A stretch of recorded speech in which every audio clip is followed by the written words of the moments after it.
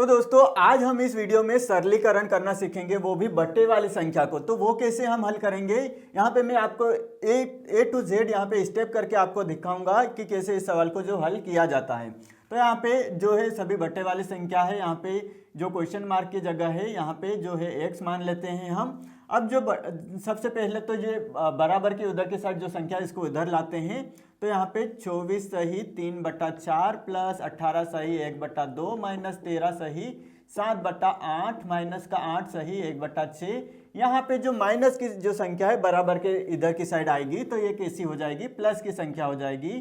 Plus का 3 सही 1/4 बराबर हमारे पास बच रहा है x। अब ये जो बट्टे वाली जो संख्या है इससे जो आगे वाली जो संख्या है इसको हम क्या करते हैं, एक साथ लिख लेते हैं। 24 प्लस 18 माइनस का 13 माइनस का 8 प्लस का 3। और जो है हमारे पास अब जो बट्टे वाली जो संख्या है वो हम लिख लेते हैं। कौन कौन सी बच रही है हमारे पास, 3/4 प्लस 1/2 माइनस का 7/8 माइनस का 1/6 प्लस का 1/4 बराबर हमारे पास x चल रहा है। अब यहाँ पे जो है प्लस वाली जो संख्या है वो हम एक साथ जोड़ लेते हैं, कितनी हो रही है हमारे पास। तो यहाँ पे 24 प्लस 18 और प्लस का जो है 3, तो ये सभी संख्या जोड़ते हैं तो 8 और 4 12, 12 और 3 कितने होते हैं दोस्तों 15। तो ये हमने लिख लिया 15 का 5 हासिल गया 1, 2 और 1 3 और 1 4, तो हमारे पास 45 आ रहा। और जो माइनस की संख्या माइनस माइनस आपस में क्या होते हैं, जुड़ते हैं। तो यहाँ पे 13 और 8 जोड़ लेते हैं, तो 13 में 8 जोड़ेंगे तो दोस्तों कितने होते हैं 21, सभी को पता है।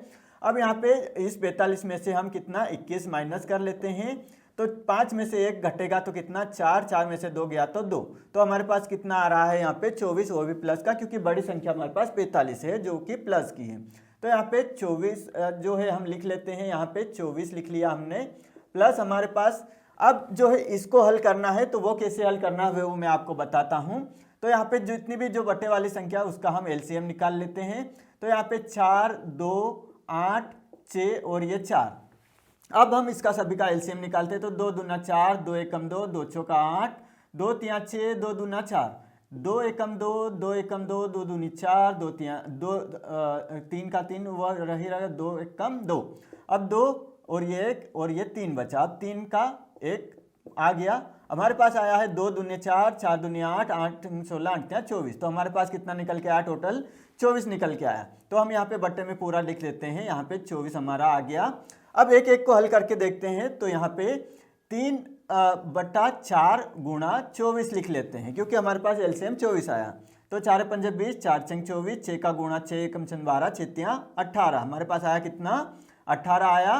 अब प्लस यहाँ पे लिखते हैं, प्लस का हमारे पास 1/2, तो 1/2 में फिर हम 24 का गुणा करेंगे, तो 2 एकम 2, 2 दूना 4, तो हमारे पास कितना आया 12 आया दोस्तों, ये हमने लिख लिया 12। अब हमारे पास 7/8 है, तो 7/8 लिख लीजिए और मल्टीप्लाई कर दिए 24 में। तो 8 एकम 8 16, 8 24, तो 3 ने 7 21, तो हम यहाँ पे लिख लेते हैं 21, तो माइनस का हमारे पास आया 21। अब यहाँ पे जो है बच रहा है हमारे पास 1/6, तो 1/6 लिख लेते हैं, 1/6 गुणित 24, तो 6 एकम 12, 6 18, 6 चौका 24, तो 4 एकम 4, तो माइनस का हमारे पास आया 4। अब आखिरी में बच रहा है दोस्तों हमारे पास 1/4, तो 1/4 में फिर से 24 का मल्टीप्लाई करेंगे, तो 4 पंजे 20, 4 चंगे 24, 6 एकम 6, तो प्लस का 6 बचा। अब हमको यहाँ पे वापस से वही जो स्टेप करनी है, जो हमारे पास जो है प्लस की संख्या कौन कौन सी है 18, 12 और 6, इसी के सभी को हम क्या करते हैं जोड़ लेते हैं। तो यहाँ पे 18, 12 और ये हमने लिख लिया 6, सभी को जोड़ लेते हैं। 8 2 10, 6 16 का हासिल गया 1 2 3 36 आया हमारे पास प्लस की संख्या का। अब 21 में 4 जोड़ेंगे दोस्तों तो 25 हो रहा है, क्योंकि जो माइनस की जो संख्या है वो आपस में जुड़ती है, तो 21 में 4 जोड़ेंगे तो 25, तो 25 हम इसमें से घटा लेते हैं। तो यहाँ पे कितना आ रहा है, 6 में से 5 गया तो 1, यहाँ पे 3 में से 2 गया तो 1, तो हमारे पास कितना आ रहा है दोस्तों 11।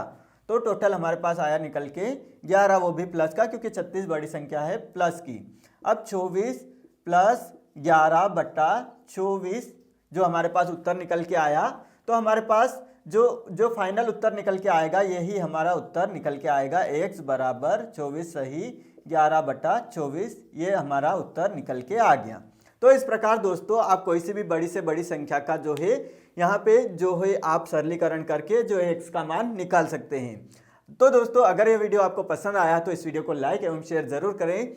साथ ही आपके अपने यूट्यूब चैनल मैथ सर को सब्सक्राइब कर लीजिए ऐसे ही हेल्पफुल वीडियो के लिए।